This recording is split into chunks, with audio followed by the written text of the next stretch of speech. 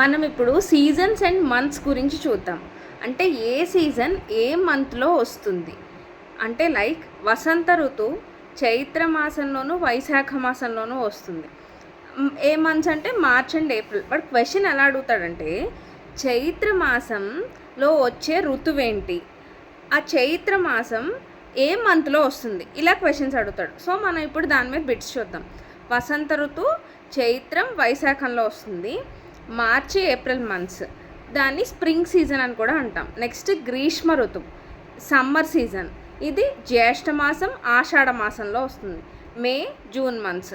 Next వర్ష ఋతువు అంటే monsoon శ్రావణ మాసం భాద్రపద మాసం జూలై ఆగస్టులలో వస్తుంది. నెక్స్ట్ శరద్ ఋతువు అంటే ఆటమ్ ఆశ్వయుజ మాసం కార్తీక మాసం సెప్టెంబర్ అక్టోబర్లలో వస్తుంది. నెక్స్ట్ హేమంత ఋతువు అంటే వింటర్ సీజన్ మార్గశిర మాసం పుష్యమాసం నవంబర్ డిసెంబర్ నెలల్లో వస్తుంది. నెక్స్ట్ శిశిర ఋతువు వింటర్ అండ్ ఫాల్ అనమాట, మాఘమాసం ఫాల్గుణ మాసంలో వస్తుంది, జనవరి ఫిబ్రవరి. వాటి క్వశ్చన్ ఇలా కూడా అడగచ్చు, వింటర్ సీజన్ని ఏమంటారు అంటే హేమంత ఋతువు. ఏ మంత్స్లో పడుతుంది అంటే మార్గశిర మాసం పుష్యమాసం. నెక్స్ట్ ఏ మంత్స్ అంటే నవంబర్ డిసెంబర్ నెలల్లో వస్తుంది అని. ఇలా క్వశ్చన్స్ ఎలా అయినా అడగచ్చు. ఇది మనం ప్రిపేర్డ్గా ఉండాలి.